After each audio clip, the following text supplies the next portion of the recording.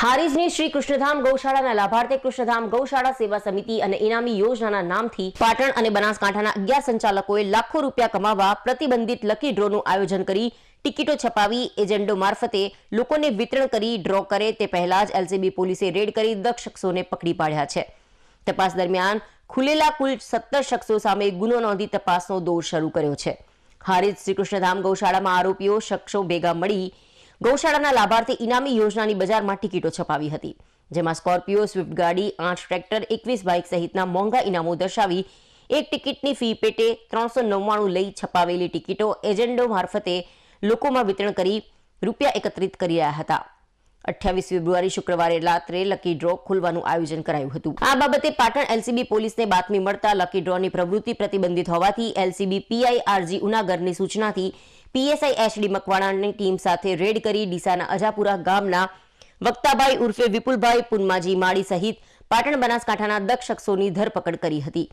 પોલીસે વક્તાભાઈ માળીને પૂછપરછ કરતા તેમણે કૃષ્ણધામ ગૌશાળાના લાભાર્થી ટિકિટો છપાવી એજન્ટો મારફતે વેચાણ માટે મોકલી હોવાનું અને તેઓ 11 સંચાલકો હોવાનું જણાવ્યું હતું, જેથી પોલીસે સ્થળ પર લોટરી માટે છપાવેલી 17 બુકો જપ્ત કરી હતી અને આ અંગે હારીજ પોલીસ મથકે કુલ 17 શખ્સો સામે ગુનો નોંધી કાર્યવાહી હાથ ધરી હતી,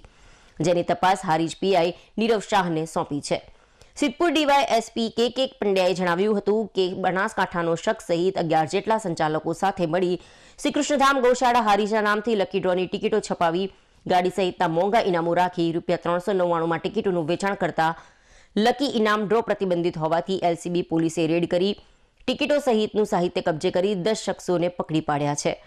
આમાં રૂપિયા 4 કરોડની ટિકિટો છપાવી હોવાની પોલીસ અને પ્રાથમિક જાણકારી મળી છે, જેમાંથી મોટાભાગની ટિકિટોનું વેચાણ થઈ ગયું હોવાનું જણાવ્યું હતું। પોલીસ મહાનિરીક્ષક બોર્ડર રેન્જ શ્રી ચિરાગ કુરડિયા સાહેબ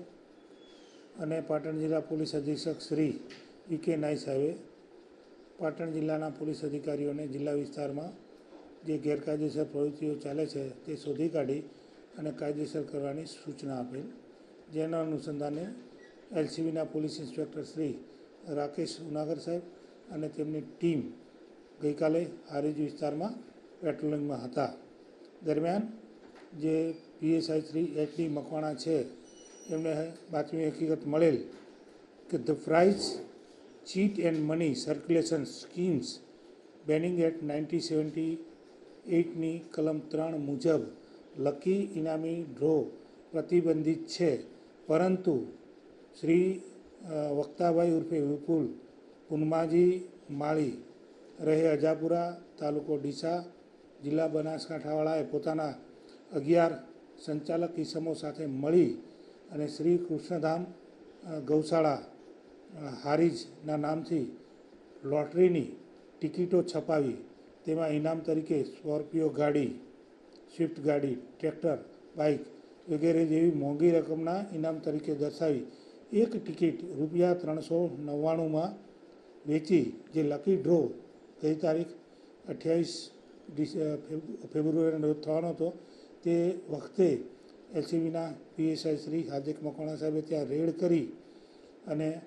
ત્યાં સાહિત્ય જે મળી આવેલું એ વગેરે કબજે કરી અને the prize chits and money circulation scheme banning act 1978ની કલમ 4-5 મુજબ શ્રી સરકાર તરફે ગુનો દાખલ કરાવેલ છે અને આમાં અત્યાર સુધીમાં કુલ 17 આરોપીઓના નામ છે, જેમાંથી 10 આરોપીઓની ધરપકડ કરવામાં આવેલ છે અને બાકીના જે આરોપીઓ છે તેની તપાસ હારીજના પોલીસ ઇન્સ્પેક્ટર શ્રી નીરવ શાહ સાહેબ ચલાવી રહેલ છે અને બહુ ટૂંક સમયમાં આરોપીઓની ધરપકડ કરવામાં આવશે। કેટલા રૂપિયાની સાહેબ કૂપનો છપાઈ? જે પ્રમાણે પ્રાથમિક તપાસમાં માહિતી પ્રાપ્ત થયેલ છે એ પ્રમાણે રૂપિયા 4 કરોડ જેટલા રકમની ટિકિટોનું પ્રિન્ટિંગ થયેલું અને આમાંથી મોટાભાગની ટિકિટો છે એ એમણે વેચેલી છે। અશોક માળીનું સાહેબ નામ બહાર આવી રહ્યું છે, અશોક માળીની શું ભૂમિકા છે આમાં? જે અશોક માળી છે એનું આખું નામ છે અશોક દીપાજી માળી, એ ઉંમર વર્ષ 26, મોરથલ તાલુકો થરાદ જિલ્લો બનાસકાંઠાનો છે અને આપ જે પૂછવા માગો છો એમાં જે બનાસકાંઠામાં જે આ જે ઇનામી લકી ડ્રોના જે ગુનાઓ દાખલ થયેલા છે એમાં જે અશોક માળી છે એ અને અશોક માળી બંને અલગ વ્યક્તિ છે, પરંતુ તપાસ દરમિયાન જો બનાસકાંઠાના અશોક માળીનું કોઈ કનેક્શન જો મળી આવશે તો તેના વિરુદ્ધ પણ કાયદેસરની કાર્યવાહી કરવામાં આવશે.